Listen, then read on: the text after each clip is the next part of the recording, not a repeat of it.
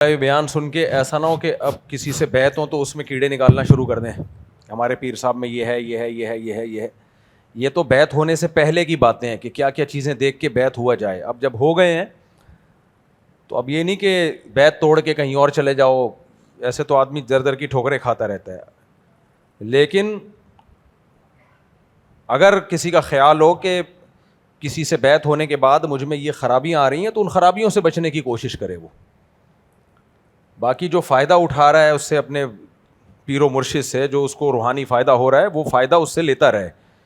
کیونکہ یہ جو اس طرح سے پیر بدلنے کی یہ بدعت ہے نا, عادت ہے, وہ پھر کہیں ٹکتا نہیں ہے.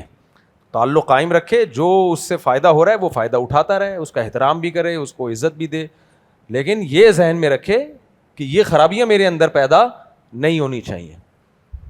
یعنی خلاصہ یہ نکلا کہ اپنے مینٹور سے, اپنے پیر و مرشد سے اچھی چیزیں لینی چاہیے, اور اگر کوئی چیز اس میں اچھی نہیں ہے یا کوئی غلط چیزیں ہیں تو ان کو نہیں لینا چاہیے. جی ایک سوال یہ تھا کہ یہ جو قربانی کے مرحومین کے لیے قربانی کرتے ہیں, جی جانور میں حصہ لیتے ہیں, جی, تو مرحومین کا حصہ ڈالنا چاہیے؟ مرحومین کا بھائی مرحومین کے لیے ہمارے اہل حدیث حضرات کا میرا خیال ہے موقف یہ ہے کہ قربانی نہیں ہوتی, لیکن ہو جاتی ہے مرحومین کے لیے بھی. کسی کے لیے بھی کوئی عبادت کی جا سکتی ہے. نبی صلی اللہ علیہ وسلم نے 2 حصے قربانی کے کیے تھے, ایک اپنے لیے اور ایک اپنی امت کے لیے. تو اس سے پتہ چلتا ہے کہ کسی اور کے لیے بھی قربانی ہو جاتی ہے. ہوتی وہ اپنی طرف سے ہی ہے, لیکن اس کا ثواب مرحوم کو پہنچتا ہے. اچھا دوسرا ایک اہم سوال یہ ہے کہ جیسا کہ آج کل ماشاءاللہ حج کا سیزن چل رہا ہے اور دنیا سے حج جانا, تھوڑا مائک قریب کریں نا, حاجی جانا دنیا سے شروع بھی ہو گئے ہیں. جی ٹھیک ہے, ایک اس طرف توجہ جو ہے نا وہ نہ ممبر سے بات کہی جا رہی ہے, اور جہاں تربیت ہوتی ہے حاجیوں کی, جی وہاں دیکھا گیا کہ وہاں بھی یہ بات نہیں کی جاتی. اور وہ اہم مسئلہ یہ ہے کہ سنا یہ ہے کہ جس مسلمان کو غسل کے فرائض نہیں معلوم جی تو اس کو اپنے علاقے کی مسجد میں بھی جانا منع ہے, کیونکہ وہ اس کا پاک نہیں ہوا. ہاں, اگر غسل کے فرائض نہیں معلوم تو وہ جتنا مرضی نہا لے, وہ پاک تو نہیں ہوا. جی جب وہ پاک نہیں ہوا تو اس کو اپنے علاقے کی مسجد میں جانا بھی منع ہے. وہ حرم کیسے چلا گیا؟ تو اس کی لبیک, اس کا عمرہ, اس کا حج کیسے قبول ہوگا؟ ذرا اس کو واضح کر دوں. ان کا کہنے کا مقصد یہ ہے کہ جو حج تربیتی گروپ ہوتے ہیں نا, ان کو چاہیے کہ لوگوں کو وضو اور غسل کے فرائض سکھا دیں. باقی بعض لوگ ایسے ہوتے ہیں کہ غسل کے فرائض نہیں پتہ ہوتے ان کو, تو وہ غسل ساری زندگی انہوں نے صحیح کیا ہی نہیں ہوتا, تو ظاہر ہے پھر تو ناپاک ہوں گے. تو غسل کے 3 فرض ہیں: منہ بھر کے قلی کرنا, نعمان بھائی خیریت سے ہیں؟ تبھی ٹھیک ہے. منہ بھر کے قلی کرنا, ناک میں پانی ڈالنا جو نرم حصہ اچھی طرح سے بھیگ جائے, اور پورے جسم میں پانی بہا دینا. تو یہ سب کو پتہ ہونا چاہیے. وہ تبلیغ والے ایک جگہ گئے نا, ایک طالب علم سے پوچھا کالج کے لڑکے سے غسل کے کتنے فرائض ہیں, اس نے کہا 3. تبلیغ والے بڑے خوش ہوئے, ماشاءاللہ اس کے پاس تو بڑی نالج ہے. کون کون سے؟ اس نے کہا ایک بالٹی ہونی چاہیے, ایک مگا ہونا چاہیے, تولیہ ہونا چاہیے. یہ 3 فرائض یہ ہم بچپن میں سنتے تھے تبلیغ والوں سے. تو منہ بھر کے قلی, ناک کے نرم حصے میں پانی, اور پورے جسم پہ پانی بہایا جائے. اور یہ کام کب کرنا ہے؟ پہلے ناپاکی کو دور کر لیا جائے, جہاں گندگی لگی ہوئی ہے اس کو پہلے صاف کیا جائے, اس کے بعد یہ 3 کام کرنے. ایک بات اور صاحب, جیسے لوگ یہ سمجھتے ہیں کہ جو شادی شدہ ہے وہ ہم بستری کرتا ہے وہی ناپاک ہوا. ایک نوجوان ہے جس کی شادی نہیں ہوئی, اس کا اطلاق ہو گیا, تو وہ بھی تو ناپاک ہے. اس کے اوپر بھی وہی فرائض. جی جی بالکل, نائٹ فال ہونے سے بھی غسل اسی طرح فرض ہوتا ہے. آپ کے نوجوان بیان بہت سنتے ہیں, ان کو داڑھی رکھنے کی ترغیب دیں کہ یہ ضروری ہے, نبی کا حکم ہے صلی اللہ علیہ وسلم. کئی بار میں ترغیب دے چکا ہوں. کئی بار میرے بیان میں ہر دوسرے دن بعد داڑھی کا آ رہا ہوتا ہے. ایک مشہور صاحب ہیں, وہ کہتے ہیں کہ ڈاکٹر اسرار کو جتنا قرآن آتا تھا اتنا کسی بھی فرقے کے زندہ اور مردہ عالم اور مفتی اور بزرگ کو نہیں آتا. یہ ایسے مبالغہ آ رہی ہے بھائی. یہ ڈاکٹر اسرار نے خود بھی دعویٰ نہیں کیا, تو ان کے مریدین کیوں دعویٰ؟ اور ان کے مریدین کرتے بھی نہیں ہیں دعویٰ, کچھ بے وقوف تو ہر جگہ ہی ہوتے ہیں. ایک بنوری ٹاؤن کے مفتی ہیں, وہ کہتے ہیں کہ اسلامک بینکاری کے مسئلے پر مجھے مفتی طارق مسعود صاحب کے سامنے بٹھا دو, میں انشاءاللہ مفتی صاحب کو قائل کر دوں گا کہ سودی بینک اور اسلامک بینک میں کوئی فرق نہیں ہے. بنوری ٹاؤن کے جتنے بھی علماء ہیں ہمارے سر کے تاج ہیں, وہاں کے جتنے مفتیان کرام ہیں ہمارے لیے قابل احترام ہیں. اور رہا یہ مسئلہ کہ سامنے بٹھا دو, تو بنوری ٹاؤن کی تو پورے علماء کی پینل کی ایک کتاب چھپی ہے, پورے علماء کے, یوں سمجھیں کہ ایک جماعت نے وہ کتاب چھاپی ہے, وہ ہم نے پوری باقاعدہ پڑھی ہے, ایک ایک لفظ, اور اکیلے نہیں پڑھا, باقاعدہ پورے علماء کے گروپ میں بیٹھ کے اس کو, جب جس زمانے میں کتاب چھپی تھی, اور اس کی ایک ایک بات کا جواب دیا بھی گیا ہے. تو اس لیے علماء صاحب قابل احترام ہے ہمارے لیے, لیکن ان تمام باتوں کا جواب آ چکا ہے. اب یہ مجھے نہیں معلوم کون سے مفتی صاحب ہیں, باقی پھر بھی اگر علماء کا آپس میں اختلاف کرنے کا علماء کے پاس رائٹ ہے. ساحل ادیم جیسے آدمی کو رائٹ نہیں ہے, ان کے پاس علم نہیں ہے, بینکنگ کے الف بھی نہیں معلوم. ایک عالم کی بات سے اختلاف کر سکتا ہے, اگر بنوری ٹاؤن کے علماء اختلاف کرتے ہیں ان کو پورا حق ہے, لیکن ساحل ادیم کیسے اختلاف کر رہے ہیں بھائی؟ یا جن لوگوں کو بینکنگ کے الف بھی نہیں پتا وہ کیسے اختلاف کر رہے ہیں؟ تو میرا مقصد ساحل ادیم کی مخالفت نہیں ہے, لیکن جو جس کی فیلڈ ہو وہ اس حد تک رہے تو زیادہ اچھا ہے. اس سے آگے بڑھیں گے تو پھر مسئلہ خراب ہوگا. اچھا میرے بوئی مفتی صاحب, میں دین کی طرف آیا ہوں, کافی تبدیلی آئی ہے, علماء کی بیانات سنتا ہوں, تبلیغ میں جاتا ہوں, لیکن کرکٹ میچ دیکھنے سے دلچسپی ختم نہیں ہو رہی, کیا کروں؟ دیکھ لیا کرو یار, اتنے نیک بننے کی کوشش مت کرو کہ افورڈ نہ کر سکو. بعض لوگ زیادہ آگے چلے, میں نہیں دیکھتا کرکٹ میچ, میں اس کو ٹائم ویسٹنگ سمجھتا ہوں. میرے گھر میں جا کے کبھی بھی نہیں دیکھتا میں, لیکن میں ڈنڈا لے کے سر پہ مسلط نہیں ہوتا کوئی بھی نہ دیکھے, کیونکہ اگر زیادہ تقویٰ آ جائے نا تو پھر کچھ اور دیکھنا نہ شروع کر دے, کچھ اور نہ دیکھنا شروع کر دے. تو عوام کو وہی بات بتاؤ جو اس کو وہ افورڈ کر سکیں. ان کی مینٹل لیول پہ آ کے عوام کو گائیڈ کرنا چاہیے. ہر چیز ہر ایک کے لیے, میرے پاس تو ٹائم ہی نہیں ہوتا. میں نے ایک دفعہ ارطغرل اس نیت سے دیکھا تھوڑا مجھے پتا چلے کہ ارطغرل میں ہے کیا. بہت لوگ دیکھ رہے ہیں ارطغرل پڑھ کے تہجد پڑھنا. شیخ صاحب نے کہا میں نے ارطغرل ڈرامہ دیکھا, تہجد شروع کر. میں نے کہا دیکھیں میں ڈرامے نہیں دیکھتا الحمدللہ, لیکن میں نے ٹین ٹین ٹین ایک میں نے کلپ ریکارڈ کروایا ہے, اس میں آخر میں بولا ٹین ٹین ٹین ایسے آیا نا وہ. ابے میرا ایک کلپ ابھی چل رہا ہے, وہ ابھی بھی جیب میں پڑا ہوا ہے, میں بتاتا ہوں وہ کلپ ہے, میں تھوڑا سا مجھے یاد آ جائے گا وہ کیا ہے, تاکہ وہ اس کو پھر میں صحیح گائیڈ کر سکوں گا. وہ مجھے جدہ سے بھیجا ہے ہمارے دوست نے, یہ والا کلپ ابھی دیکھو. ایک منٹ. جب بھی بیٹی روتی بھی آیا کرے نا گھر پہ, ہائے ہائے یہ ہو گیا, ہاں یہ ہو گیا. یہ کہاں سے چلے گا بھائی یہ اسپیکر؟ ہمیں یہی بھی نہیں پتا موبائل کا ہمارے اسپیکر کہاں ہے.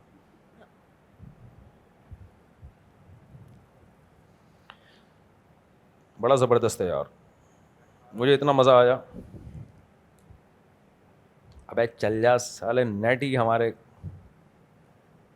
جب بھی بیٹی روتی بھی آیا کرے نا گھر پہ, ہائے ہائے یہ ہو گیا, ہاں یہ ہو گیا, ہاں یہ ہو گیا, تو ایک دم ایگریسو نہ ہو جایا کرو, جذباتی نہ ہو جایا کرو, ریلیکس. کیا کرنا ہے, اس کو یہ نہیں بولو کہ تم غلط رو رہی ہو, ایسا کچھ بھی نہیں ہوا, یہ بھی نہیں بولو سچ رو رہی ہو, بس پھر رک گیا.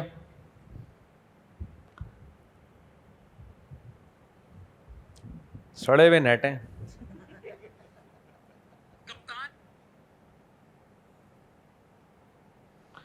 اتنا اچھا کلپ تھا یار, چل ہی نہیں رہا. بہرحال اس میں یہ ہے کلپ میں یہ کہہ رہا ہوں کہ جب بھی بیٹی گھر روتے ہوئے آیا کرے, شادی شدہ بیٹی کی بات ہو رہی ہے, تو ہوتا ہی ہے کہ جب روتی ہوئی آتی ہے, ہائی یہ ہو گیا, سسرال میں یہ ہو گیا, وہ تو ایک دم لوگ نا ایگریسو ہو جاتے ہیں. داماد کو فون کیا, اور تیری ٹانگیں توڑ دوں گا, میں یہ کر دوں گا, میں وہ کر دوں گا, میں ایسے کر دوں گا. تو میرے آدھا کلپ کسی نے چلایا, کم وقت نے پورا نہیں چلایا. تو اس میں نے یہ کہا ہے کہ ایک دم جذباتی نہ ہو جایا کرو. بچیوں کی جذباتی ہوتی ہیں, چھوٹی سی بات کو رائی کا پہاڑ بنا کے پیش کر دیتی ہیں, تو اس کو 2-4 دن ایسے ہی آرام سے 4-5 دن کے بعد دیکھو کیا ہوا ہے. ہو سکتا ہے وہ بولے میں تو مذاق کر رہی تھی, ایسا کچھ بھی نہیں ہے. اور بعض دفعہ سیریس بھی کیس ہوتا ہے. تو اس پہ میں نے بولا کہ بیٹی روتی بھی آیا کرے تو ایک دم فوراً انسان پھولتا ہے, یہ کیا ہو گیا, میری بچی کی آنکھ میں آنسو, ٹین ٹین ٹین. پھر یہ میں نے اس پہ لوگوں نے کہا یہ بندہ ڈرامے دیکھتا ہے. بھائی یہ جو ٹین ٹین ٹڑن ہے نا, یہ پرانے زمانے کے ڈرامے نہیں آتے تھے, جو پرانے زمانے کے ڈراموں کا میوزک ہے. ہم نے بچپن میں ڈرامے دیکھے اڑوس پڑوس میں جا کے, وہ جو اس وقت کے ڈرامے ایسے تھے, کوئی عورتیں شرعی پردہ شروع کر دیتی تھیں وہ ڈرامے دیکھ کے. اتنے پازیٹیو ڈرامے آیا کرتے تھے, اتنے اچھے تو نہیں کہنا چاہیے, تھے تو ڈرامے ہی, لیکن بہرحال اس سے میسج اتنے اچھے ہوتے تھے. ایک فیملی سسٹم دکھایا جاتا تھا, خاندانی نظام دکھایا جاتا تھا. خیر غلط تو میں اس کو بھی صحیح نہیں کہہ رہا, لیکن اب اللہ معاف فرمائے, دیکھ لیے بچپن میں تو اتنی چیزیں تو انسان کو یاد رہ جاتی ہے نا. وہ گبر سنگھ کا ملفوظ تو سب کو یاد رہتا ہے نا, کتنے آدمی تھے وہ تو جب آپ ٹک ٹاک پہ آج کل یہ چیزیں, آپ کوئی بھی اچھی چیز دیکھ رہے ہو پھر بھی ایک آدھ چیز ایسی آ جاتی ہے. کہتے ہیں نا گبر سنگھ بوڑھا ہو گیا تو اس نے اب پوچھا ہے کتنے آدمی ہیں وہ, تو انہوں نے بولا 10 ہیں. کہہ رہا رہنے دے. پھر رہنے دے, جب تک جوان تھا تو جتنے بھی تھے, اب مجھے پورا یاد نہیں ہے. تو یہ جو ڈرامے میں آتا نا ٹین ٹین, یہ تو پرانا میوزک ہے بھائی. خیر, تو ہمارے پاس ٹائم ہی نہیں ہے بھائی. وہ ڈرامہ مجھے یاد ہے, وہ ارطغرل جب بہت چل رہا تھا, لوگوں نے بتایا ہم نے تہجد پڑھ لی ڈرامہ دیکھ کے اور یہ ہو گئے. تو میں نے بھی ایک دن دیکھا, تو مجھ سے نہیں دیکھا گیا 10 منٹ سے زیادہ, کہ یار یہ تو باقاعدہ ارادہ کر کے ٹائم ضائع کر رہے ہو آپ, باقاعدہ ارادہ کر کے ٹائم. ایک تو ہوتا ہے نا غیر ارادی طور پہ ٹائم ضائع ہو گیا, دوستوں کے ساتھ بیٹھے تو بیٹھتے ہی چلے گئے. تو یہ تو باقاعدہ ارادہ کر کے, یہ تھوڑا مشکل کام ہے, باقاعدہ ارادہ کر کے ایک ٹائم ضائع کرنا. تو میں نہیں دیکھتا کرکٹ کے میچز وغیرہ, لیکن یہ کہ اگر آپ فلموں سے بچ رہے ہو, فحش چیزوں سے بچ رہے ہو, تو میچ دیکھ لیا تو کوئی اتنا بڑا مسئلہ نہیں ہے. زیادہ دلچسپی نہ لو بس ان چیزوں میں. جس کے یہ تو کیا لکھا ہوا ہے, جس ریل یا میم کے بیک گراؤنڈ میں سانگ ہو تو اسے شیئر کرنا جائز ہے اگر ہمارا مقصد ریل یا, ابے اردو تو اردو میں لکھا کرو یار, ریل یا ٹیکسٹ شیئر کرنا ہو, سانگ شیئر کرنا مقصد نہ ہو. دیکھو, جو میم میں آپ کا مقصد سانگ شیئر کرنا نہ ہو, لیکن میم شیئر کرنا کیوں مقصد ہے, اس میم میں کون سی کوئی ایسی مفید چیز ہے, تو پھر تو ٹھیک ہے, پھر اس میں یہ دیکھا جائے گا آپ کا مقصد سانگ شیئر کرنا نہیں, آپ کا مقصد تو ریل ہے, اور اس کو بھی چاہیے ریل کو فوکس کرے. لیکن اگر وہ فضول قسم کی ریل ہے, کوئی فائدہ وائدہ نہیں ہے, تو پھر کیوں, اس میں سانگ بھی تو ہے نا, کیوں شیئر کر رہے ہو؟ کوئی سنے گا پھر وہ دوسرے گانوں کی طرف جائے گا اور برائی میں پڑے گا. تو غیر ضروری کام نہیں کرنا چاہیے. نبی کریم صلی اللہ علیہ وسلم نے فرمایا, من حسن اسلام المرء ترکہ ما لا یعنی, انسان کے اسلام کی اچھائی میں سے یہ ہے کہ وہ لا یعنی کاموں کو چھوڑ دے. ایسی نجاست جو معاف ہے جیسے نجاست غلیظہ 1 درہم سے کم اور نجاست خفیفہ 1/4 سے کم. تو اگر یہ کپڑے پر لگ جائے تو کیا اسے دھونا ضروری ہے؟ اگر دھوئے بغیر اسے کپڑوں پر کے ساتھ, اچھا اگر بغیر دھوئے سے باقی کپڑوں کے ساتھ دھو لیا جائے تو کیا حکم ہے؟ باقی کپڑوں کے ساتھ دھوئیں گے تو پھر وہ 3 دفعہ کپڑوں کو پانی بہا کے پاک کرنا پڑے گا, اور اگر انہی کپڑوں میں نماز پڑھ لیں گے تو نماز ہو جائے گی. جو نجاست ہے نا ہتھیلی کی گہرائی سے کم ہو تو معاف ہوتی ہے, جیسے 1 آدھ قطرہ پیشاب کا کپڑوں پہ لگ گیا تو نماز اس میں ہو جائے گی, اس کو دھونا ضروری, دھو لیں تو اچھی بات ہے. کہیں تھوڑی سی چیٹیں ہلکی پھلکی لگ گئیں تو معاف ہے وہ.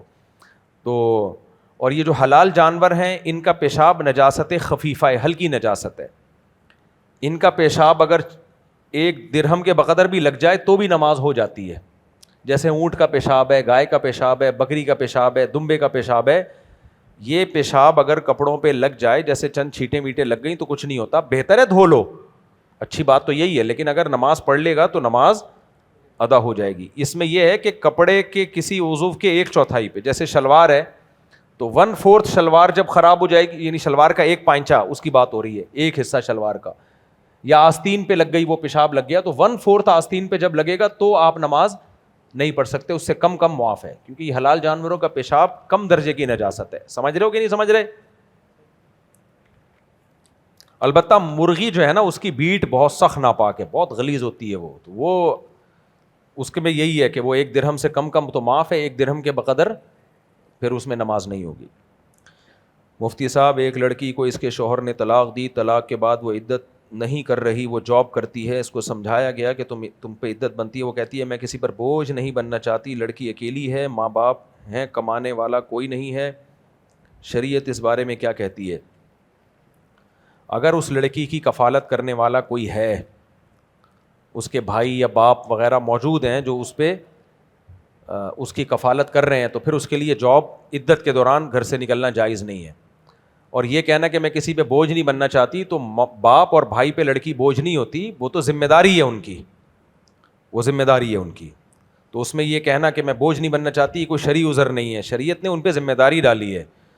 لیکن اگر باپ اور بھائی نہیں ہے ذمہ داری اٹھانے والے, یا ہے ہی نہیں, بعض لڑکیوں کے باپ فوت ہو چکا ہوتا ہے, تو پھر اس کے لیے مجبوری میں جاب جائز ہے, لیکن پھر وہ اس طرح سے جاب کرے گی کہ مکمل پردے کے ساتھ جائے گی, دن کے وقت جائے گی, ٹائم پہ پہنچے گی اور جاب کا ٹائم ختم ہوتے ہی سیدھا گھر واپس آ جائے گی, اور اس دوران کوئی زینت وہ اختیار نہیں کر سکتی, بالکل سادہ کپڑوں میں جائے گی, بغیر میک اپ, بغیر زیور کے, اور سادہ کپڑوں میں واپس آئے گی. تو مجبوری میں پھر اس کے لیے اتنا جائز ہے. کیا باپ اپنے بیٹے کو زیادہ شادیاں کرنے کی ترغیب دے سکتا ہے؟ ضرورت نہیں ہے, میں دے رہا ہوں سب کو, سب مسلمانوں کو میں ترغیب دے رہا ہوں. اس معاملے میں سب کا باپ پہلے سے بنا ہوا ہوں. باپ اپنے بیٹے کو الگ سے بٹھا کے ترغیب نہ دے, اس کی وجہ یہ ہے کہ میں بھی کسی کو انڈیویجولی ترغیب نہیں دیتا. آپ نے کبھی نہیں دیکھا ہوگا میں کسی بندے کو کنارے پہ لے جایا گیا ہوں اور اس کو میں کہہ رہا ہوں تم 2 شادیاں کرو. کچھ چیزیں ہول سیل کے حساب سے ٹھیک ہوتی ہیں, انڈیویجولی کسی کو آپ ترغیب نہیں دے سکتے, کیونکہ ہمیں نہیں پتا ہوتا کہ اس میں 2 بیویاں رکھنے کا تپڑ ہے یا نہیں ہے. کسی فرد واحد کے بارے میں یہ فیصلہ کرنا بہت مشکل ہوتا ہے کہ یہ عدل کر پائے گا کہ نہیں کر پائے گا. چند چیزیں ہوتی ہیں. نمبر 1, دونوں بیویوں میں برابری کرے گا کہ نہیں کرے گا, یہ مجھے نہیں پتا ہوتا. نمبر 2, برابری تو کر لے گا لیکن دوسری شادی کے بعد جو اس پہ دباؤ آئے گا اس دباؤ کو برداشت کر پائے گا کہ نہیں کر پائے گا, یہ بھی تو ایک مسئلہ ہوتا ہے نا. ایک شخص نے کسی خاتون کو دوسری شادی کے لیے پیغام بھیجا, پھر مجھے ترغیب دے رہے ہیں کہ اس کو سمجھا لیں کہ مجھ سے شادی کر لے. میں نے کہا میں کیوں سمجھاؤں بھائی. اس خاتون کا پتہ چلا کہ وہ خاتون کہہ رہی مجھے ڈر ہے کہ ایسا نہ ہو کہ پہلی بیوی کے دباؤ میں آ کے طلاق دے دے مجھے. میں نے کہا اس خاتون کو ڈر ہے تو یہ ڈر دور کرنا میرا کام نہیں ہے, یہ آپ کا کام ہے, اور یہ اس کا فیصلہ معتبر ہوگا کیونکہ جس پہ گزر رہی ہوتی ہے وہ اپنے بارے میں زیادہ اچھا فیصلہ کر لیتا ہے. وہ خاتون آپ کا کانفیڈنس چیک کر لے گی, اندازہ ہو جائے گا. پہلا اندازہ یہیں سے ہو جاتا ہے کہ بتا ہی نہیں رہا, چھپا کے کر رہا ہے, اسی سے وہ پتہ چل جاتا ہے یہ تپڑ نہیں ہے. کچھ لوگ ٹھیک ہے چھپا کے کرتے ہیں لیکن برداشت کر لیتے ہیں, لیکن اس عورت کو کیسے پتہ چلے گا؟ جس کی شادی ہو رہی ہے وہ فیصلہ نہیں کر پا رہی, تو میں تو بالکل تھرڈ پارٹی ہوں, میں کہاں سے فیصلہ کر پاؤں گا؟ تو اس لیے کسی فرد واحد کو میں ترغیب نہیں دیتا کہ تم کر لو. وہ یہ نہیں پتا ہوتا بھائی, یہ میں اپنے بیٹوں کو بھی نہیں کبھی کہ نہ ارادہ ہے کہوں گا بیان سنیں جیسے سب سن رہے ہیں, فیصلہ آپ نے خود کرنا ہے. کیونکہ میں نے بیٹے کو کہہ دیا تو کر لے دوسری شادی, تو کر لے, وہ جب پھنسے گا نا گریبان کس کا پکڑے گا؟ وہ میرے گھر میں ابا تم نے پھنسوا دیا, میں مروا دیا ہمیں. تو کیونکہ اس میں 50 جوا ہے جوا ہے یہ. ٹھیک ٹھاک مسائل کھڑے ہوتے ہیں, پیڑے تم کھاؤ اور جب مسئلے آئیں تمہارے اوپر تو آ کے ہمارا گریبان پکڑو. کتنے لوگ ہیں یار, میں تو اب ملنا چھوڑ دیا میں نے. حضرت دوسری شادی کی ہوئی ہے, بھاگا ہوا ہے گھر سے آپ کے پاس آیا ہوا ہے, آپ کا بیان سن کے کی تھی. تو میں نے کہا میں اب اس کو رکھوں گھر میں, میں اس کو ڈپریشن کی گولیاں کھلاؤں؟ ایک آدھ کو تو میں نے کیا, لیکن میں کتنے لوگوں کو رکھوں گا؟ میرے پاس اتنی جگہ تھوڑی ہے, اور مجھے کون رکھے گا پھر؟ اور میں تو اس لیے بھی کسی کو نہیں رکھتا کہ مجھے کسی نے نہیں رکھا تھا. میں اپنا دکھڑا لے کے جب جاتا تھا نا دنیا کے سامنے, کوئی پناہ دینے کے لیے تیار نہیں تھا. شادی میں جو گواہ بنے تھے ان سے پوچھا گیا کہ ہمارا کوئی لینا دینا نہیں ہے. حتیٰ کہ جس دن نکاح تھا, جن دوستوں نے کہا تھا ہم بھی آئیں گے, عین وقت پہ انہوں نے بھی کم وقتوں نے دغا دی, بولے ہم نہیں آ رہے بھائی. بہانے کرنے لگے, کیوں؟ ان کو پتا تھا پکڑا گیا نا تو ہم بھی پکڑے جائیں گے. تم بھی تھے, تم بھی تھے, تم بھی تھے, تم سب ملے ہوئے ہو. جب ہونے والی تھی نا تو جو میرے خاندان کے قریبی لوگ تھے, میرے سسر کو انہوں نے کہا ٹھیک ہے جی چلو یار اب یہ کر رہا ہے تو ٹھیک ہے. عین وقت پہ وہ بھی پیچھے ہٹ گئے. تو میرے سسر نے بولا کوئی بندہ نہیں ہے بھائی, میں اپنی بیٹی کیسے پکڑا دوں تمہیں؟ تو جب میرے ساتھ یہ وہ بہرحال ہو گئی شادی, پھر بچے میرے اللہ کا شکر ہے. تو لیکن جب مجھے کسی نے نہیں پناہ دی, سب اجنبی بن گئے تھے, سب نے رخ پھیر لیا تھا.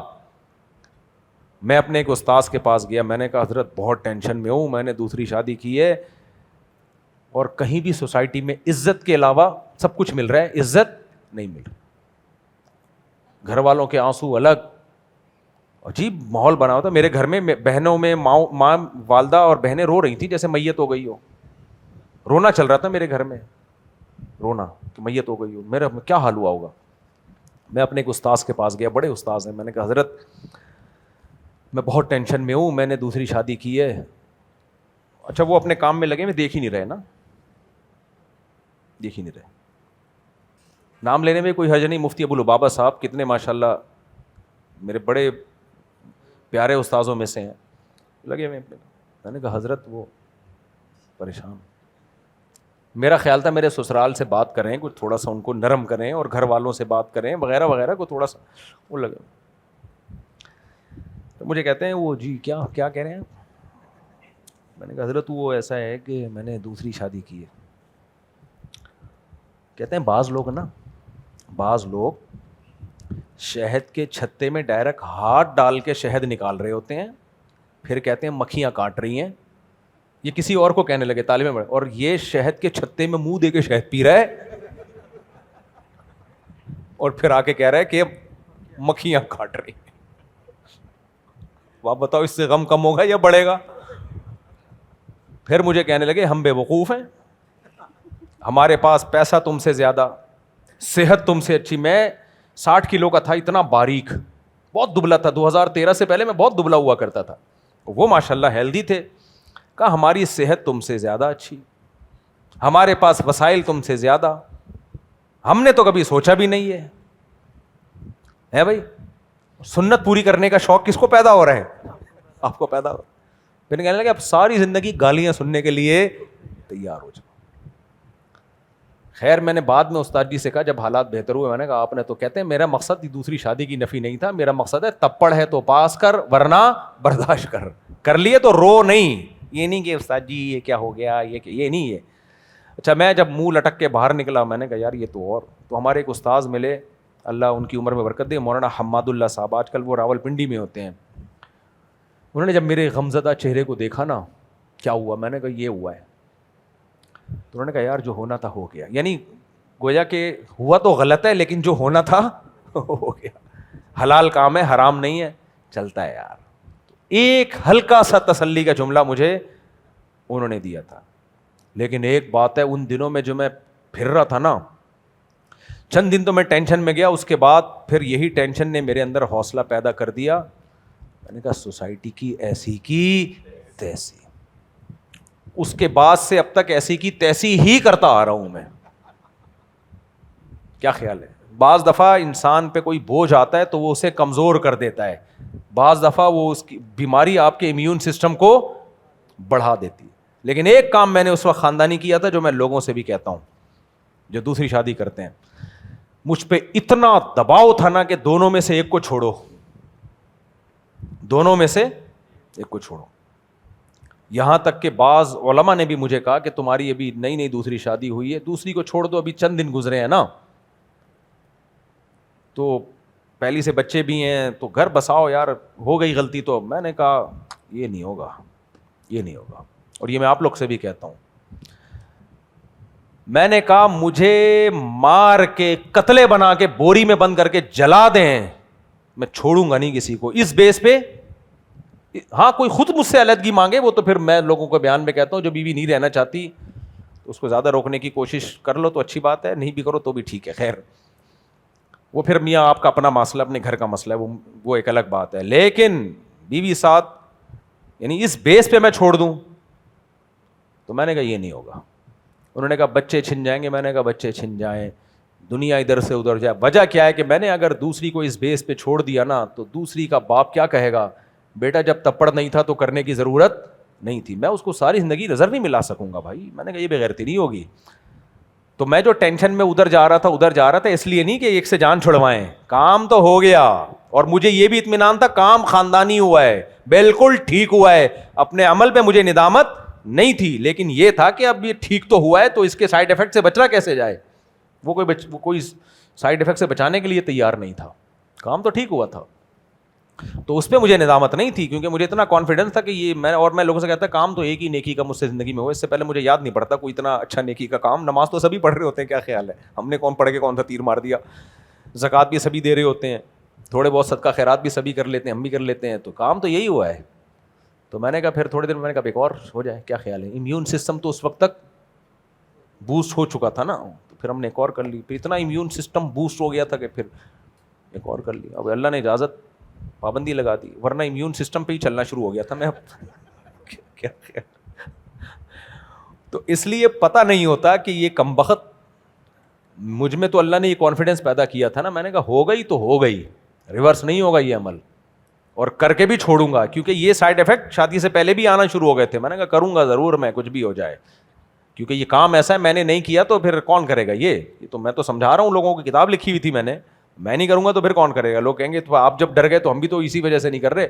شادی تو ہوگی بھائی, کیونکہ اس کا کوئی حل نہیں ہے نا. جو سوسائٹی میں خواتین کے حالات ہیں ان کا کوئی حل نہیں ہے اس کے علاوہ. تو جب حل نہیں ہوتا تو کام کیا جاتا ہے, اس کے سائڈ افیکٹ سے بچنے کی کوشش کی جاتی ہے اور اس کے سائڈ افیکٹ کو کم کرنے کی کوشش کی جاتی ہے. تو کام خاندانی ہے بھائی, کرنا ہے, لیکن یہ نہیں کہ میں ان کو بولوں آپ نے کرنا ہے, آپ نے کرنا ہے. یہ میں ہول سیل کے حساب سے بتاؤں گا, سب مسلمانوں نے کرنا ہے. اب کس میں کتنا تپڑ ہے یہ وہ خود بہتر جانتا ہے. وہ میں نہیں کہوں گا, میں انڈیویجولی کبھی کسی کو نہیں کہتا کہ آپ بھی کرو, آپ بھی کرو, آپ بھی کرو. وہ بھائی اس کا اپنا حساب ہے. تو اس لیے باپ اپنے بیٹے کو خود کہے دوسری شادی کر, یہ ٹھیک نہیں ہے. کرنا ہوگا کر لے گا, نہیں ہمت ہوگی تو آپ کہہ کے اس کو پھنسوانے کی کوشش مت کرو, کیونکہ اس کے لیے حوصلہ بہرحال چاہیے. اور اللہ نے بھی قرآن میں جو خطاب کیا نا مردوں کو کیا, ان خفتم اللہ تعدلوا, تمہارے اندر حوصلہ نہیں ہے تو پھر 2 شادیاں مت کرو. تو اللہ نے اس شوہر کو کہا ہے کہ تمہارے اندر, کیونکہ وہی فیصلہ کر سکتا ہے. اللہ نے یہ نہیں کہا پیر صاحب کو کہ تمہارے مرید کے اندر حوصلہ نہیں ہے تو مرید کو منع کرو. بھائی مرید میں حوصلہ ہے یا نہیں ہے وہ خود فیصلہ کرے گا. گورنمنٹ کو اللہ نے نہیں کہا کہ آپ لوگوں کے لیے قوانین بنا دیں کہ یہ عدل نہیں کر سکتے لہذا اللیگل کر دیا ہے ہم نے. نہ, گورنمنٹ کا کام نہیں ہے. یہ ہر شخص خود فیصلہ کرے گا کہ میرے اندر تپڑ ہے یا نہیں ہے, کیونکہ پیڑے بھی کون کھا رہا ہے, وہی کھا رہا ہے جو پیڑے کھائے گا. حدیث میں آتا ہے کسی چیز کا فائدہ وہی اٹھائے گا جو اس کا نقصان بھی اٹھا رہا ہے. جو رسک لے رہا ہے نا فیصلہ بھی وہی کرے گا. تو اس لیے یہ جو ہے نا کہ کسی فرد واحد کو بٹھا کے ترغیب دینا, یہ میں کام کبھی نہیں کرتا. اچھا بھائی, کیا سسر اپنے داماد کو زیادہ شادیاں کرنے کی ترغیب دے سکتا ہے؟ جائز ہے تو دلیل دیں, ناجائز ہے تو دلیل دیں. سسر کا اپنے داماد کو دوسری شادی کی ترغیب دینا پرلے درجے کی حماقت اور بے وقوفی ہے. کیوں بے وقوفی ہے؟ وجہ اس کی ہے کہ وہی بات ہے, جب بیٹے کو ترغیب نہیں دی جائے گی اس نے خود ہی کرے, وہ کرنی ہے تو سسر کو ترغیب. سسر کی بیٹی پہ سوکن آئے گی, بیٹی کو ایک غم یہ ہوگا کہ میرے اوپر سوکن آئی ہے, دوسرا غم یہ ہوگا کہ سوکن لانے والا کون ہے, میرا باپ ہے. 2004 میں نا میری یہ 4 شادیوں کی تحریک عروج پر تھی. اس وقت میری کوئی بیٹی بھی نہیں تھی, یعنی میری اولادوں میں 2 بیٹے تھے, بیٹی نہیں تھی. لوگ مجھے کہتے تھے کہ یہ جو علماء دوسری شادیوں کی ترغیب دیتے ہیں اپنے دامادوں کو دینا. میں نے اس وقت بھی یہ فتویٰ دیا تھا کہ سسر داماد کو ترغیب نہیں دے گا, کیونکہ اس سے باپ بیٹی کا رشتہ خراب ہوتا ہے. دیکھو نبی صلی اللہ علیہ وسلم نے فرمایا 2 بہنوں کو نکاح میں جمع مت کرو. وجہ کیا ہے؟ 2 بہنوں کی محبت سوکنوں کی نفرت میں تبدیل ہو جائے گی. یہ نبی کی حدیث ہے. یہ جو اسلام میں منع ہے نا 2 بہنوں سے نکاح, اس کی ایک حکمت یہ بھی ہے کہ پہلے تو دونوں بہنیں تھیں, اب کیا بن جائیں گی؟ سوکنے. حالانکہ وہاں بھی 2 شادیاں ہو رہی ہیں. ان کا اس کے علاوہ کسی اور سے کرو تاکہ سوکن ہے تو سوکن ہی رہے, وہ بہن سوکن نہ بنے. تو آپ مجھے بتاؤ, جب باپ ترغیب دے گا داماد کو تم دوسری شادی کرو, تو باپ بیٹی کا جو رشتہ ہے وہ رشتہ باپ بیٹی والا رہے گا؟ جو نفرت عورت کو سوکن سے ہوگی کہ یہ میری محبت میں شریک بن رہی ہے, اس نفرت کا ذمہ دار بیٹی کس کو ٹھہرائے گی؟ باپ کو. تو یہ باپ کا کام نہیں ہے, یہ بے وقوفی والا کام ہے. میں تو ان عورتوں کو بھی منع کرتا ہوں جو اپنے شوہر کی دوسری شادی کرا رہی ہوتی ہیں. بھائی تمہارا کیا لینا دینا یار اس سے؟ بولا تپڑا تو کر لے بھائی, ہمیں کیوں ٹینشن میں ڈالا ہوا ہے تو نے؟ جب کر لے گے تو پھر دیکھا جائے گا کہ اب نمٹنا کیسے ہے. تو اس لیے یہ عورتوں کا کام نہیں ہے اپنے میاں کے لیے دوسری رشتہ. تو ہاں کچھ ایسے واقعات ہیں کہ بیوی نے دوسری شادی کرائی اور وہ کامیاب بھی ہوئی, دونوں بہنوں کی طرح رہتی ہیں, لیکن یہ ایک آٹے میں نمک کے برابر کچھ جزوی واقعات ہوتے ہیں. نارملی ایسا نہیں ہوتا. نہ اپنی بیوی کو ان چیزوں میں انوالو کیا کرو. ٹھیک ہے عورت پہ یہی سوٹ کرتا ہے, وہ کیوں لائے بھائی اپنے میاں پہ سوکن. یہ ایسا ہی ہے جیسے قربانی کے بکرے کو آپ سمجھا رہے ہیں کہ جب چھری پھیرنی ہو تو لیٹ جانا آ کے. قربانی کا بکرا کیا کہ تیرے میں تپڑ ہے تو گرا دے بھائی, کیا خیال ہے؟ بلکہ وہ بیل زیادہ مضبوط ہے جو زیادہ ٹانگیں مارے. جو بیل آتا ہی لیٹ جائے کہ ذبح کر دے, اس کا تو گوشت کھانے کا بھی دل نہیں کرتا انسان کا. پتہ نہیں کیا کھلایا اس کو, اس کے اندر طاقت ہی ختم ہو گئی. عورت کی محبت یہی ہے تو کر کے دکھا. آدمی کی مردانگی ہے, بیگم ہو چکی ہے, اتفاق سے ہو گئی, اب کیا کرو یار, بس ہو گئی ہے, اب برداشت کرو. تو یہ دونوں کا کھیل ہے. تو امہات المومنین سے زیادہ کوئی نیک ہو سکتا ہے؟ سیدہ عائشہ رضی اللہ تعالیٰ عنہ کو بھی اس پہ تھوڑا سا افسوس ہوا تھا کہ جب اللہ نے اپنے نبی کو اجازت دے دی مزید نکاح کی، پہلے اللہ نے پابندی لگائی کہ آپ کو ان بیویوں سے زیادہ مزید نکاح کی اجازت نہیں ہے، پھر اللہ نے اجازت دے دی تو سیدہ عائشہ نے کیا فرمایا؟ ما ارا ربک الا یسارع ما ارا ربک الا یسارع فی ہواک، یا رسول اللہ میں دیکھتی ہوں کہ آپ کا رب آپ کی خواہشات پوری کرنے میں ہی لگا ہوا ہے. سیدہ عائشہ کے الفاظ. اللہ تو یہ دیکھ رہا ہے کہ بس آپ کی ساری خواہشات پوری ہو جائیں. لیکن پھر نبی نے کی نہیں ہے اس کے بعد جب یہ آیت نازل ہوئی تھی نا کہ آپ کے لیے مزید نکاح حلال نہیں ہے، پھر اللہ نے اس حکم کو منسوخ کر دیا کہ اجازت ہے، لیکن نبی نے کی نہیں. پھر تو یہ تو حضرت عائشہ رضی اللہ تعالی عنہا نبی صلی اللہ علیہ وسلم کے ساتھ جب سفر میں تھیں تو اس وقت نبی کے نکاح میں حضرت سودا تھیں اور حضرت عائشہ، نبی کی 2 زوجہ تھیں، شروع میں تو 2 ہی تھیں نا. تو نبی صلی اللہ علیہ وسلم سفر کے دوران جو اونٹ کی ڈولی ہوتی ہے نا جس میں پہلے سفر کرتی، تو وہ حضرت سودا کے ساتھ بیٹھ گئے. سیدہ عائشہ فرماتی ہیں مجھے اتنا غصہ آیا کہ میں نے اپنا پاؤں ڈولی سے باہر نکالا کہ کوئی بچھو مجھے کاٹ لے. تو یہ تو محبت ہے نا، یہ محبت ہے. تبھی 2 شادیوں کے بعد ظرف بہت بڑا کرنا پڑتا ہے. آپ کو یہ دیکھنا پڑتا ہے کہ یہ لڑائی محبت میں ہو رہی ہے یا کوئی مسئلہ ہے. اب ہو تو لڑائی رہی لیکن محبت میں ہو رہی تو آدمی کچھ بھی نہیں کر سکتا. کیا خیال ہے؟ ٹینشن تو ہوگی لیکن چونکہ محبت میں ہو رہی ہے کیا کرے آدمی. تو یہ تھوڑا سا آدمیوں کا کام ہے، پجاموں کا کام نہیں ہے. بہرحال میں خواتین کو کہتا ہوں کہ اتنا ایگریسو نہ ہو جایا کرو. اب ایسا نہ ہو میرا بیان سن کے خواتین کہ اچھا پھر تو بالکل ٹھیک ہے، ہمیں تو اور جذباتی ہونا چاہیے. نہیں بھائی، یہ کام حلال ہے. ان کو تو ہم یہی مشورہ دیتے ہیں کہ ایسا نہ ہو کہ ادھر ادھر ناجائز منہ مارنا شروع کر دے. اور جو غم سوکن کا عورت کو ہوتا ہے وہ تھوڑے دنوں کا ہوتا ہے، اس کے بعد بالکل نارمل ہو جاتی ہیں اگر وہ صبر کرنا چاہے. جب میرے حالات تھے جو شروع میں، وہ ہمیشہ تھوڑی رہے ہیں، سب روٹین نارمل ہو جاتی ہے. تو لیکن عورت اگر صبر کرنا چاہے، تقدیر پہ راضی رہے کہ جو مقدر تھا ہو گیا، تو صبر کرنا چاہے گی تو صبر آ جائے گا. کوئی اتنا بڑا مسئلہ نہیں ہوا ہے اس کے ساتھ جیسا اس نے بنایا ہوا ہے. تو لیکن صبر نہیں کرنا چاہے گی تو نہیں آئے گا. تو میں نہیں کہہ رہا کہ میں اس میں بیلنس رائے رکھتا ہوں کہ نہ شوہر کی شادی کراؤ، نہ شادی کا پتہ چلے تو اتنا بڑا ہنگامہ کرو کہ اس کے لیے زندگی گزارنا مشکل ہو جائے. کیونکہ نبی نے یہ نہیں فرمایا کہ عورت اپنے شوہر کی دوسری شادی خود کرائے، کوئی بھی ایسی حدیث نہیں ہے. ہاں یہ فرمایا کہ اگر کر لے نا وہ تو دوسری عورت کو طلاق نہ دلوائے. صحیح حدیث ہے، نبی صلی اللہ علیہ وسلم نے فرمایا کوئی عورت اپنے شوہر کی اپنی سوکن کو اپنی شوہر کی دوسری بیوی کو طلاق نہ دلوائے. یہ صحیح حدیث ہے. کیوں نہ طلاق دلوائے؟ فرمایا کہ اس کے مقدر میں جو ہے وہ اس کو مل کے رہے گا. کیونکہ عورت سمجھتی ہے نا میرا شوہر کی محبت بھی ڈیوائڈ ہو گئی، خرچہ بھی ڈیوائڈ ہو گیا.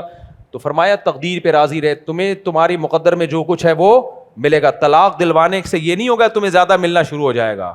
ہو سکتا ہے شوہر کی آمدنی چلی جائے، ہو سکتا ہے اس کے دل میں اتنی نفرت پیدا ہو جائے کہ جتنی پہلے محبت تھی اس سے بھی جاؤ.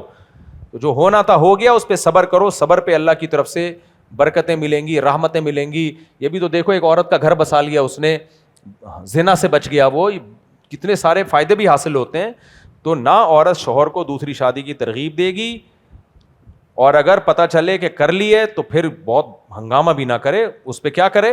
صبر کرے. یہ اعتدال والی رائے ہے. اسی طرح سسر اپنے داماد کو دوسری شادی کی ترغیب قطعاً نہ دے، لیکن اگر پتہ چل جائے کہ داماد نے شادی کر لی ہے اس پہ ہنگامے کرنے کی کوشش نہ کرے، بلکہ اپنے لیے بھی ایک رشتہ تلاش کرنے کی کوشش شروع کر دے. جب کر لی ہے تو اب چلو پھر ہم بھی کریں. کیا خیال ہے؟ ایک سسر کا کیس آیا میرے پاس. ان سسر صاحب کی عمر ہوگی 55 سال. اب ان کا کیس میرے پاس آیا، ان کے داماد نے کہیں دوسری شادی کی بات چھیڑ دی گھر میں. میں پہلے لوگوں کے کیس کافی نمٹایا کرتا تھا، تو وہ اتنا بڑا ہنگامہ ہو گیا. وہ میرے بیان سنے ہوئے تھے اس نے. خیر وہ جاننے والے تھے کوئی، تو میں نے پھر بیٹھ کے ان کا مسئلہ حل کیا، یہ کیا وہ کیا. میں نے کہا بھائی اب کیسے روک سکتے ہیں وغیرہ وغیرہ نا. لیکن وہ بندہ بڑا داماد ان کا ٹائٹ تھا نا، وہ پیچھے نہیں ہٹا. اس نے بولا بھائی میں کروں گا، اس کے حقوق میں اس کی بیٹی میں کوئی کوتاہی کر رہا ہوں تو مجھے بتاؤ، اس کے حقوق میں کوتاہی نہیں کر رہا تو میں تو کروں گا. میں نے ان کے سسر کو سمجھایا یہ کہ بھائی اب شریعت نے نہیں روکا تو میں کیسے روکوں اس آدمی کو؟ تو اب آپ ہی صبر کر لو یار. خیر بڑا ہنگامہ ہوا, پھر بالآخر انہوں نے صبر کیا. تو اس کے سسر بعد میں لے جا کے مجھے کہتا مفتی صاحب کو میرے لیے بھی کوئی رشتہ مشتہ ہو تو بتاؤ, دوسروں کی کراتے رہ رہے ہو. مجھے اتنی ہنسی آئی, میں نے کہا یار یہ ٹھڑک اللہ نے ہر مسلمان میں رکھی ہے, ہر مسلمان میں رکھی. اب وہ غریب اتنے تھے کہ وہ الگ گھر نہیں لے کے دے سکتے تھے نا. میں نے کہا بھائی آج کل رشتہ ملتا ہے, دوسری بیوی کو الگ رکھو یار, اتنے پیسے نہیں میرے پاس, رہے گی ادھر ہی. میں نے کہا پھر خود کہاں رہو گے. اچھا بھائی مفتی صاحب یوٹیوب کی پالیسی کے مطابق ایک بندہ زیادہ اکاؤنٹ بنا کر سسٹم کو دھوکہ نہیں دے سکتا, لیکن میں یوٹیوب کا کام کرتا ہوں جس میں ایک سے زیادہ چینل چلا رہا ہوں. اس کے لیے میں ایسے طریقے استعمال کرتا ہوں. حلال کانٹینٹ ہوتا ہے. جب سے یوٹیوب کو پتہ نہیں چلتا کہ یہ سب اکاؤنٹ ایک ہی بندہ چلا رہا ہے. مجھے تو نہیں لگتا کہ ایسی کوئی پالیسی ہے. ہمارے کتنے سارے چینل ہیں, تو چینل بنانے پر یوٹیوب کی طرف سے کوئی پابندی نہیں ہے. ہر چینل کا ڈومین آپ کو مل جاتا ہے. البتہ یہ جو بہت ساری آئی ڈی بنا کے ویڈیوز کو جو لائک کر رہے ہوتے ہیں, یہ دھوکہ ہے. کیونکہ یوٹیوب یہ سمجھتا ہے کہ بہت سارے لوگوں نے یہ ویڈیو دیکھی ہے, تو اس حساب سے وہ یوٹیوب چینل والے کو پیسے بھیجتا ہے. تو جب کہ وہ ایک ہی آدمی نے مختلف آئیڈیوں سے لائک کیا ہوا ہوتا ہے, تو یہ غلط ہے, یہ ناجائز ہے. مفتی صاحب کیسے ہیں آپ؟ مفتی صاحب اگر آپ پاکستان کے وزیر بن گئے تو سب سے پہلے کیا کریں گے؟ مزاروں کو ختم کروں گا اور ڈنڈے مار مار کے لوگوں کی 4 شادیاں کراؤں گا. آپ کہہ رہے ہو ابھی تو آپ نے کہا تھا کہ فرد واحد کو میں, اور سب کو ڈنڈا, تو ہول سیل کا ڈنڈا چلے گا نا, ہول سیل کا ڈنڈا. فرد واحد کو تھوڑی ہوگا کہ اس کو ڈنڈا مار. قضا کی نیت سے کوئی نماز پڑھی اور بعد میں پتہ چلے کہ اس کا وقت ختم نہیں ہوا, تو کیا وہ نماز ادا ہو جائے گی؟ ہاں ہو جائے گی ادا. نیت میں یہ نیت ضروری نہیں ہے کہ ادا پڑھ رہا ہوں یا قضا پڑھ رہا ہوں. نیت میں بس اتنا کافی ہے, ظہر کی نماز آج والی ظہر کی پڑھ رہا ہوں, تو اگر قضا بھی ہو گئی ہوگی تو وہ ہو جائے گی. الگ سے قضا یا ادا کی نیت ضروری نہیں ہے. اگر جمعے کا وقت داخل ہو جائے تو کیا نماز تک کاروبار کرنا حرام ہے؟ نہیں, اذان جب جمعے کی پہلی ہو جائے تو پھر ہر طرح کی خرید و فروخت ناجائز ہے. ابھی جمعے کی اذان ہوئی تھی نا, میرا بچہ روٹیاں خریدنے جا رہا تھا, میں نے اس کو روکا. جمعے کی اذان ہو گئی ہے, کاروبار غلط, اب خرید و فروخت نہیں ہوگی. اب خرید و فروخت جمعے کی نماز کے بعد ہوگی.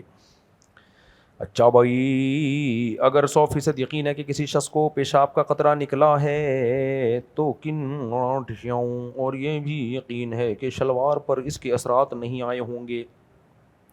ایک لیبارٹری رکھیں گھر میں, ایک لیب رکھیں جو پیشاب کے جراثیم کے ٹیسٹ کی لیب ہوتی ہے. اس سے ہر وقت صبح شلوار ہر نماز سے پہلے چیک کریں. میرا مقصد یہ سوال پوچھنے والے کا مذاق اڑانا نہیں ہے. مقصد یہ ہے کہ بھائی جب یقین ہو کہ پیشاب کا قطرہ نکلا ہے, تو اگر ایک آدھ قطرہ نکلا ہے تو وہ ویسے ہی معاف ہے, البتہ وضو ٹوٹ جائے گا, تو وضو دوبارہ کر لو. اور اگر لگا ہو کہ یہ پیشاب کا قطرہ نکل کے پھیل گیا ہوگا, اندازوں پہ ہی عمل ہوگا, اس کے لیے خوردبینوں سے نہیں مشاہدہ کیا جائے گا. تو اندازے سے شلوار کی وہ جگہ دھو لو. اس کے لیے ایکوریٹ وہی جگہ کا ہونا ضروری نہیں ہے, کیونکہ وہ جگہ کہاں پتہ ہے کہ کدھر لگا تھا یار. اور اس کے لیے یہ بھی نہیں کہ پوری شلوار دھو, اندازہ لگاؤ کہ شاید یہاں لگا ہوگا, تو اس اندازے سے آپ نے دھو لیا. اور پہلے زمانے میں یہ تھا کہ 3 دفعہ دھو, تو اب نلکے سے چونکہ دھوتے ہیں تو نلکا جاری پانی کے حکم میں ہے, تو اس میں 3 دفعہ بھی ضروری نہیں ہے. نلکا بہا دیا اور اچھی طرح اس کو رگڑ دیا, وہ 3 دفعہ خود بخود ہو جاتا ہے. پہلے تو برتن میں ڈبوتے تھے نا, تو اس میں 3 دفعہ ضروری تھا, اب 3 دفعہ نہیں ہے. نلکا کھولا آپ نے, شلوار اس کے نیچے رکھی, جو وہ حصہ خالی جہاں خیال ہوگا کہ یہ ٹوٹ, یہ جگہ میں قطرہ لگ گیا ہوگا, اس کو یوں کیا, بس نچوڑا, چلو بھائی. اس سے زیادہ مت جاؤ آگے, ورنہ پوری زندگی شلوار میں گزر جائے گی آپ کی. میں جب فتوے کا کام میں نے تحریری شروع کیا جامعۃ الرشید نے, ایک آدمی نے سوال بھیجا کہ مجھے شک ہوتا ہے, پتہ نہیں احتلام ہوا ہے, نائٹ فال ہوا ہے, میں صبح اٹھ کے اپنی شلوار چیک کرتا ہوں, پھر غور سے دیکھتا ہوں یہ ڈیزائن یہ. تو میں نے اس کا جواب لکھا, میں نے کہا صبح شلوار کا مطالعہ کرنا, قرآن پڑھو, مناجات مقبولہ پڑھو, کوئی اچھی کتاب پڑھو. یہ پڑھ کے آ رہا ہے, شلوار پڑھ رہا ہے اپنی صبح بیٹھ کے, اس سے دین بدنام ہوتا ہے یار.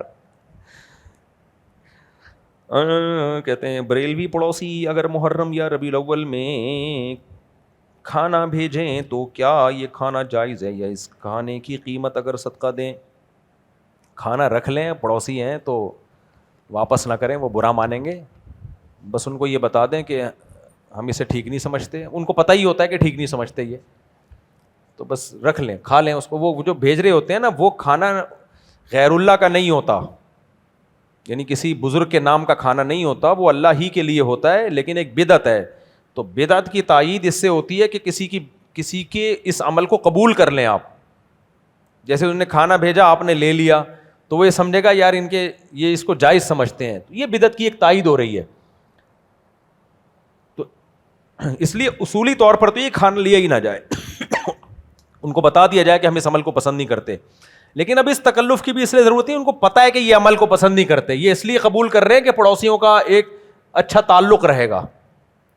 سمجھ میں آ رہی ہے بات؟ مثال کے طور پر بریلوی اگر میرے گھر میں ربیع الاول کا حلوہ بھیجیں, تو میں اگر قبول نہیں کرتا تو بدتمیزی سمجھی جائے گی نا, اور قبول کرتا ہوں تو یہ میسج نہیں جاتا کہ یہ اس عمل کو درست سمجھتے ہیں. یہ میسج ان سب کو پتہ ہے کہ بھائی یہ لوگ ٹھیک نہیں سمجھتے, انہوں نے صرف پڑوسی کے محبت میں رکھ لیا ہے. اب جب رکھ ہی لیا ہے تو کھانا تو بذات خود حلال ہے نا, تو اس کو کھانے میں کوئی حرج نہیں ہے, اس لیے کھا لو. اگر بچ جائے تو ہمیں بھی خیال کر لو. کیا آپ نے کبھی اپنے بیٹوں اور دامادوں کو زیادہ شادیاں کرنے کی ترغیب دی ہے؟ نہیں دی ہے. کرنا ہے کر لیں بھائی. میرے داماد, ان کو شریعت نے اجازت دی ہے, تو یہ سوال ہی غلط ہے کہ میری ترغیب کا انتظار کیوں کر رہے ہو بھائی. تم نے تپڑ ہے تو پاس کر, ورنہ برداشت کر. تو میں کیوں ترغیب دوں؟ جس نے کرنی ہے کر لے. ہاں کر لے, اور پھر میں وہ ہنگامے نہیں کروں گا جو میرے ساتھ ہوئے ہیں, وہ ہنگامے نہیں کروں گا. لیکن میں اتنی بات ضرور ہے, کیونکہ 2 شادیوں کے بعد ہمیں پتہ ہے کہ مسائل ہوتے ہیں, تو کوئی بھی کرے گا اس کو میں یہ تڑی ضرور لگا دوں گا کہ ہماری بیٹی یا بہن کے حقوق میں کوئی کوتاہی ہوئی تو پھر اچھے کی رپورٹ نہیں ہوگی. یہ تڑی تو ویسی دینی چاہیے, اس کے حقوق پورے ادا کرنے ہیں. دوسری کو پہلی کے ساتھ نہیں رکھنا. ہاں باقی میں وہ ہنگامے نہیں کروں گا جو دنیا میں ہنگامے ہوتے ہیں. بھائی جائز کام ہے, سب کر سکو, لیکن یہ کہ میں اپنے بہنوئیوں کو ترغیبیں دینا شروع کر دوں اور دامادوں کو ترغیب, یہ پاگل پنے والی بات ہے, یہ غلط. یہ اپنے اور بیٹی کا رشتہ خراب کرنے والی بات ہے. باپ بیٹی کی محبت وہ اسی طرح رہے گی, تم اپنے مسئلے خود حل کرو. حضرت ایوب علیہ السلام کی بیوی نے ان کی 18 سال تک خدمت کی, اس کے باوجود ان کو 100 تنکوں سے مارا. مجھے اس پر بہت دکھ سا ہوتا ہے. اس پر کچھ تسلی دے دیں, عورت کیوں اتنی ذلیل ہوتی ہے دنیا میں؟ اللہ نے ان کو ذلت سے بچایا ہے. دیکھو ایوب علیہ السلام جب بیمار ہوئے تھے, ان کی بیوی نے اتنی خدمت کی ان کی, تو تھوڑی سی کہیں خدمت میں کوتاہی ہوئی تو جو بیمار ہوتا ہے نا, وہ تھوڑا سا اس میں برداشت کم ہو جاتی ہے. تو حضرت ایوب علیہ السلام نے قسم اٹھا لی کہ میں ٹھیک ہوا تو تجھے 100 کوڑے ماروں گا. ایوب علیہ السلام کو فوراً احساس ہوا کہ یہ مجھ سے غلطی ہوئی ہے. یہ تو احساس ان کو اسی وجہ سے ہوا نا کہ بھائی کیوں, اس بیوی کا کیا قصور ہے.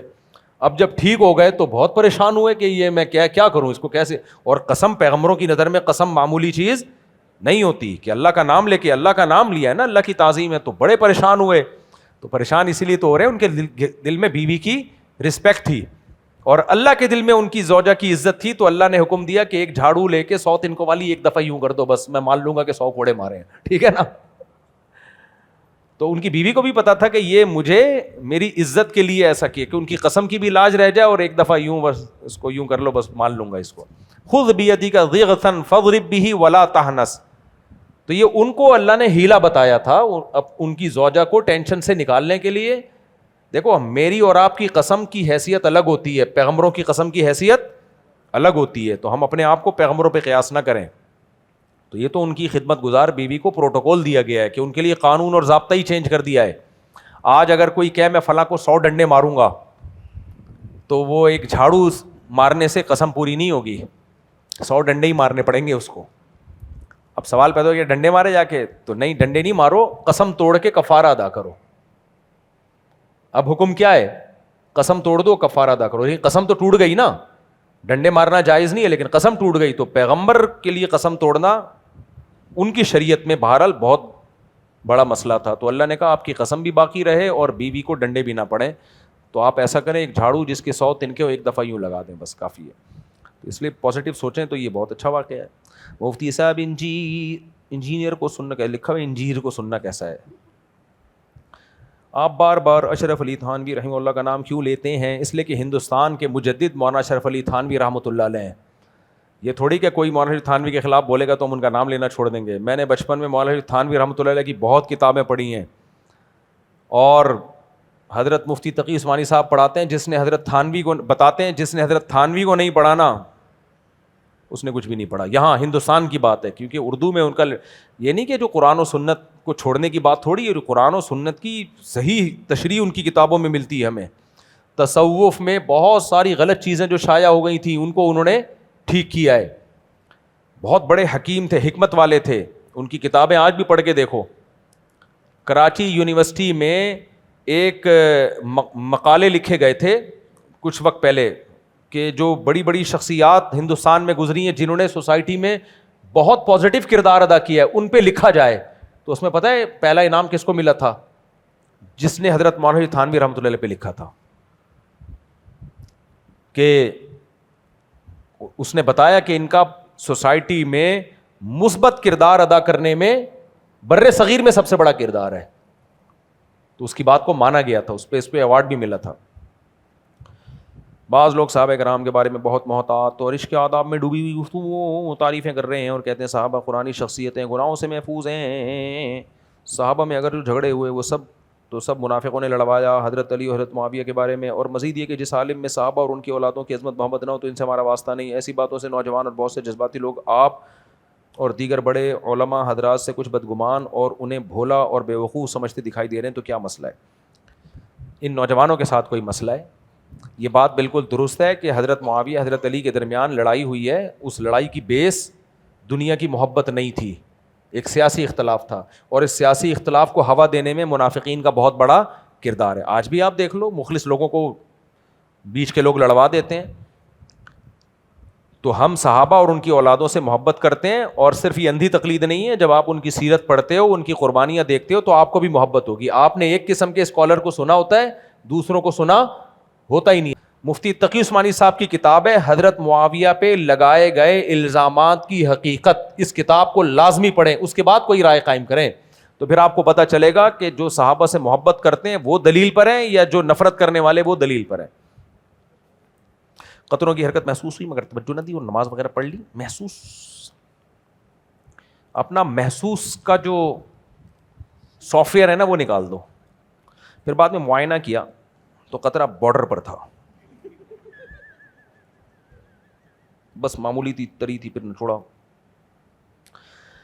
اگر یقین ہے کہ یہ قطرہ نماز کے دوران ہی بارڈر تک پہنچ چکا تھا, بارڈر کراس نہیں کیا تھا, تو بارڈر تک پہنچ گیا تو بس نماز ٹوٹ گئی, جو نظر آ گیا نا وہ.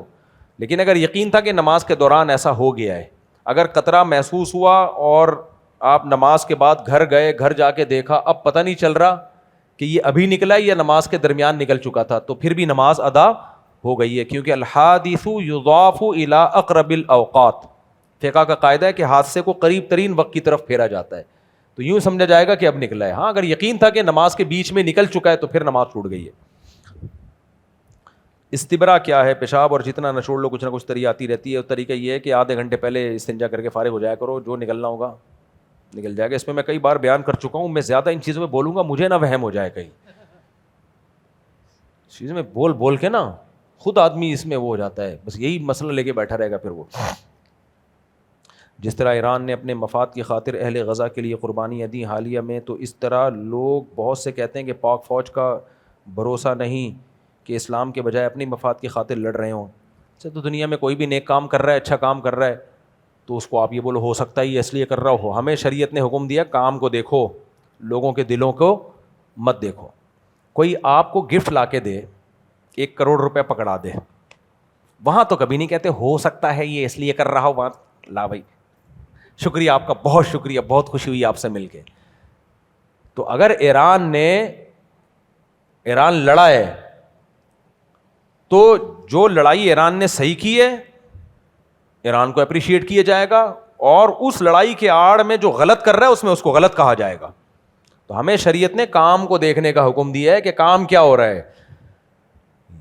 اگر یہی سب کچھ ہم کرنا شروع کر دیں تو دنیا میں کبھی خیر پھیلے گی ہی نہیں. امام نماز پڑھا رہا ہے, ہو سکتا ہے تنخواہ کے لیے پڑھا رہا ہو, میں یہاں بیان کر رہا ہوں, ہو سکتا ہے پبلک کو اکٹھا کرنے کے لیے, ٹائم پاس کرنے کے لیے کوئی ذریعہ نہ ہو, تو ہو سکتا ہے ٹائم پاس کرنے کے لیے یہ بیان کر رہے ہوں, ہو سکتا ہے انہوں نے 4 شادیاں کی ہی مشہور ہونے کے لیے ہوں, اس لیے تاکہ میں مشہور ہو جاؤں, ہو سکتا ہے کہ یہ داڑھی اس لیے رکھی ہوئی ہو لوگوں بیوقوف بنانے کے لیے, ہو سکتا ہے میرے ابا نے مجھے پڑھا لکھا کے بڑا اس لیے کیا کہ تاکہ میں ابا کو پیسے دیا کروں, تو اماں نے مجھے دودھ اس لیے پلایا بچپن میں کہ تاکہ میں بڑھاپے میں کام آؤں, تو ان کی تو نیت ہی ٹھیک نہیں تھی, تو گئے سارے رشتوں کی ایسی کی تیسی. اس کو کہتے ہیں نیگیٹو مائنڈ, اور اس کو بھوسا بھی کہتے ہیں. عقل میں کیا بھرا ہوا ہے, آپ ان کو نہیں کہہ رہے, تو بیچارہ سوال پوچھ رہا ہے, مثبت سوچا کرو. حضرت عمر کی شخصیت زیادہ پسند اور انقلابی سوچ مجھے معلوم ہوتی ہیں, جبکہ مقام ابو بکر کا زیادہ ہے, اور اس طرح بعض دفعہ حضرت سلیمان, موسیٰ, یوسف علیہ السلام جیسے پیغمبروں کے واقعات میں زیادہ مزہ دلچسپی ہوتی ہے, جبکہ ہمارے نبی کا مقام زیادہ ہے. دیکھو یہ میں کئی بار بیان میں بتا چکا ہوں, ایک ہوتی ہے فضیلت جزوی, ایک ہوتی ہے فضیلت کلی. یہ ممکن ہے کہ کسی کا مقام زیادہ ہو لیکن کسی خاص چیز میں اللہ نے کسی خاص کو زیادہ فضیلت دے دی ہو, جیسے حضرت موسیٰ کو اللہ نے فضیلت دی, کلیم اللہ بنایا, یہ خاص چیز میں فضیلت ہے. لیکن کلی فضیلت نبی کو ہے. کیوں؟ ساری دنیا کے سارے انسانوں کی طرف اللہ نے موسیٰ علیہ السلام کو پیغمبر نہیں بنایا. کس کو پیغمبر بنایا؟ محمد صلی اللہ علیہ وسلم کو. اللہ نے فرمایا, نبی نے فرمایا اگر موسیٰ زندہ ہونا آج دوبارہ آ جائیں تو بھی میری شریعت کو فالو کریں گے.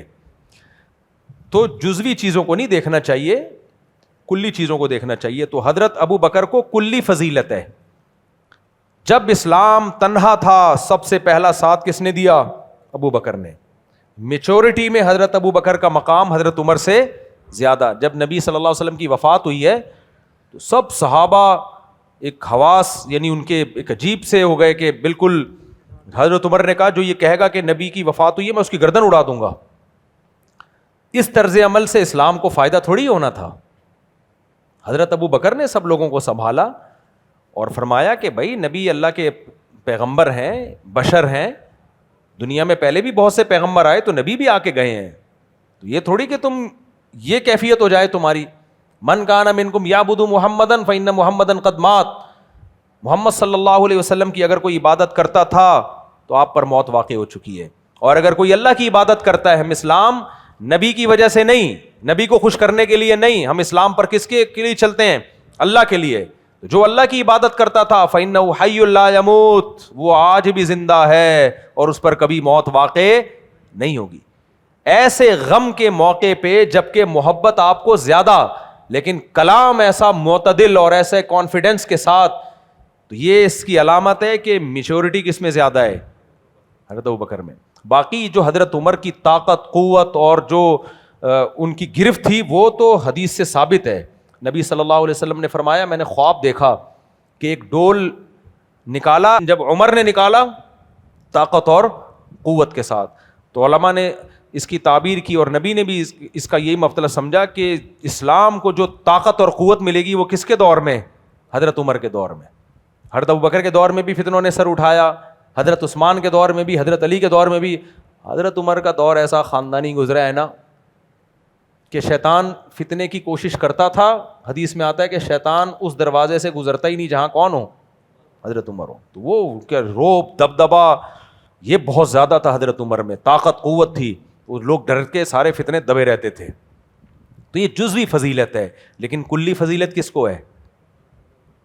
وہ حضرت ابو بکر کو ہے. تو وہ ایک الگ بحث ہے. اچھا بھائی ایک مال خرید کر بہت سارے سوال ہو گئے, میرا خیال آپ لوگ بھی تھک گئے ہو, بس کرتے ہیں تاکہ آئندہ بھی لوگ آتے رہیں, بولیں گے یار جب جاتے ہیں تو فجر کی نماز سے پہلے ہمیں چھوڑا جاتا ہے.